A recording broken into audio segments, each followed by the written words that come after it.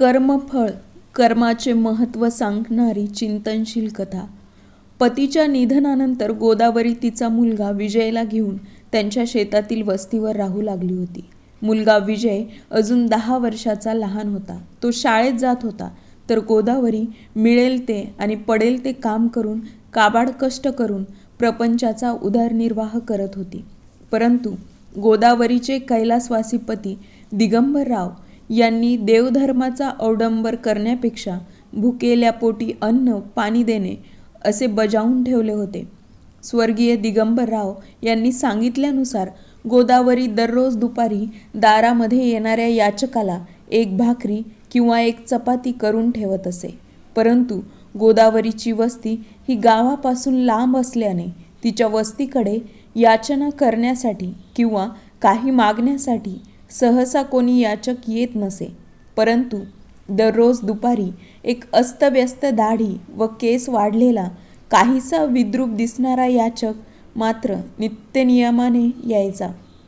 गोदावरीकडून भाकरी चपाती जे काही अन्न असे ते घेऊन जायचा। याचकाला द्यायचे असेल तरीही गोदावरी ते भाकरी किंवा चपातीला स्वादिष्ट आणि रुचकर बनवत होती। भुकेल्या पोटी अन्न व पाणी देत असताना गोदावरीने याचकाला कधीही खराब व शिळे अन्न दिले नाही। कधी कधी गोदावरी याचकाला रिकाम्या हाताने परत पाठवत असे, पण कधी शिळे किंवा खराब अन्न देत नसे। तो विद्रूप याचक गोदावरीच्या दारी दररोज दुपारी येऊन गोदावरीने दिलेली चपाती किंवा भाकरी घेऊन जाताना फक्त इतकंच म्हणत असे की कर भला तो हो भला। एका दिवशी गोदावरी त्या विद्रूप माणसाला म्हणाली, बाबा, जर तुम्ही इथे समोरच्या झाडाखाली बसून जेवलात तर मी तुम्हाला भाकरी आणि चपातीबरोबर भाजी आणि चटणी पण देईन। परंतु तो विद्रूप माणूस गोदावरीकडे पाहत हसला आणि म्हणाला, कर भला तो हो भला, आणि तो पुढे निघून गेला। बरेच दिवस, बरेच आठवडे, बरेच महिने हे सुरू होते।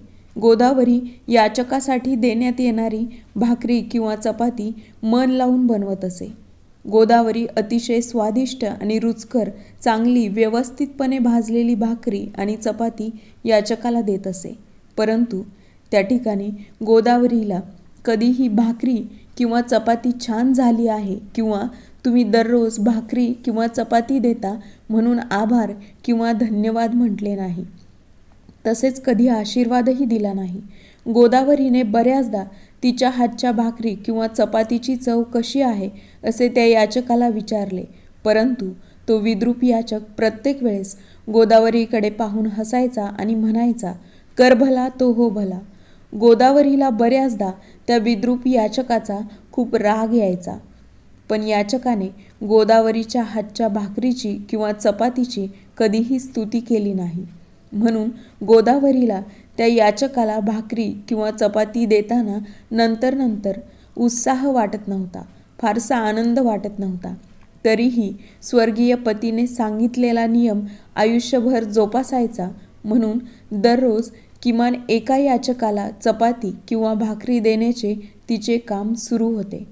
परंतु ती भाकरी किंवा चपाती घेण्यासाठी इतर कोणीही मागतकरी किंवा भिकारी येत नव्हता। विद्रूप याचकच दररोज यायचा, परंतु त्याने कधीही गोदावरीच्या हातच्या भाकरीची किंवा चपातीचे कौतुक केले नाही।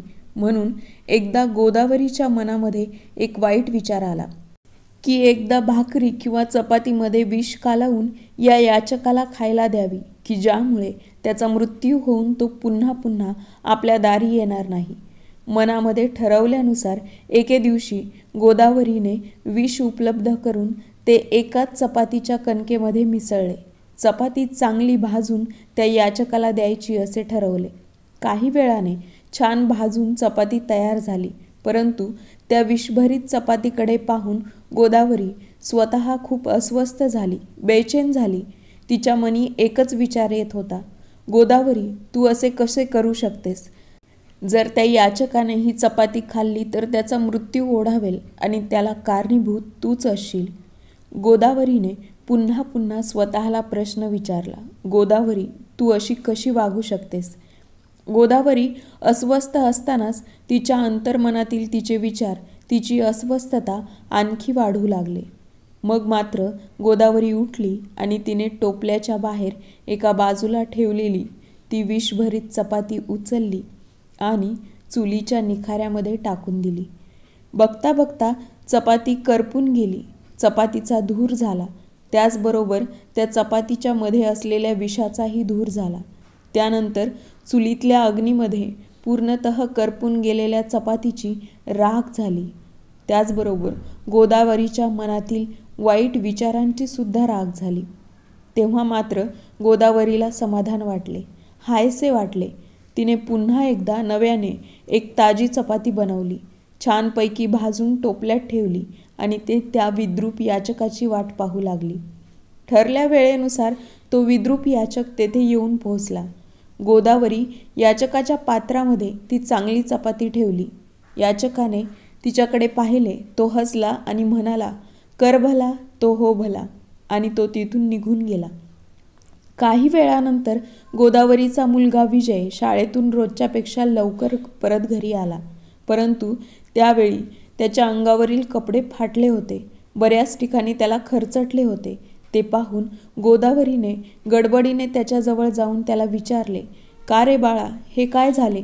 तुझा अवतार असा कुणी केला?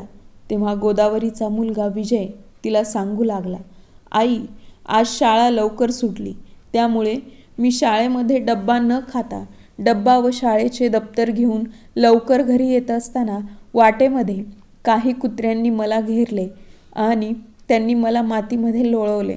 दप्तरातून बाहेर पडलेल्या डब्यातील भाजीपोळीसुद्धा फस्त केली. परंतु मला तर खूप भूक लागली होती. भुकेने माझा जीव व्याकुळ झाला होता. इतक्यात मला एका दाढी व केस वाढलेल्या विद्रूप बाबांनी एक चपाती खायला दिली. त्या विद्रूप बाबांनी खायला दिलेली चपाती जशी तू बनवतेस तशीच वाटली मला. ती चपाती खाल्ल्यावर माझे पोट भरले. त्यानंतर मी आता कसाबसा घरी पोहोचलो आहे. गोदावरीने मुलगा विजयला पुन्हा एकदा त्या मदत करणाऱ्या माणसाचे वर्णन विचारले. गोदावरीचा मुलगा विजय याने पुन्हा एकदा सांगितले की अस्तव्यस्त दाढी व केस वाढलेले विद्रूप चेहरा असलेले बाबा होते. परंतु त्यांच्या हातून मिळालेली चपाती होती नाही, त्या चपातीला तुझ्या हातच्या चपातीसारखी चव होती. म्हणून ती चपाती खाल्ल्यानंतर मला घरचे अन्न खाल्ल्यासारखेच वाटले.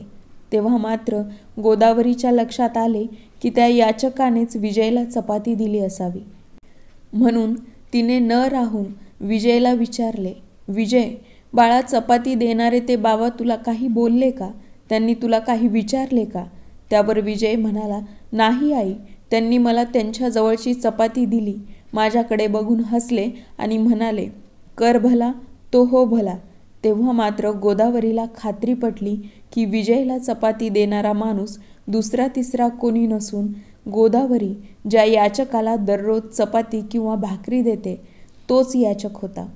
परंतु दुसऱ्या क्षणी तिच्या मनाचा थरकाप उडाला जेव्हा तिला आठवले की नेमके त्याच दिवशी तिने त्या याचकाला मारण्यासाठी किंवा बाधा पोचवण्यासाठी विषभरीत चपाती केली होती. जर ती विषभरीत चपाती तिने त्या याचकाला दिली असती आणि त्या विद्रूप याचकाने ती चपाती विजयला दिली असती तर नक्कीच काहीतरी अघटित घडले असते. त्याच विचारामुळे गोदावरीला हुंदका आवरला नाही.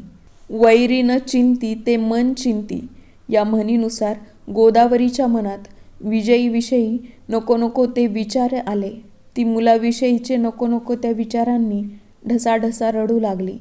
गोदावरीचे असे रडणे पाहून विजयने विचारले, आई किती रडतेस? मी आलो आहे ना आता घरी. तेव्हा मात्र गोदावरीच्या मनातून अजूनच मोठा हुंदका फुटला आणि रडत रडतच गोदावरीच्या तोंडून एक वाक्य निघाले, विजय बाळा, कर भला तो हो भला, कर भला तो हो भला. कथा आवडली असेल तर व्हिडिओला लाईक आणि शेअर करायला विसरू नका आणि चॅनलला सबस्क्राईब करायला विसरू नका. भेटूया नवीन एका कथेसह नवीन एका व्हिडिओमध्ये.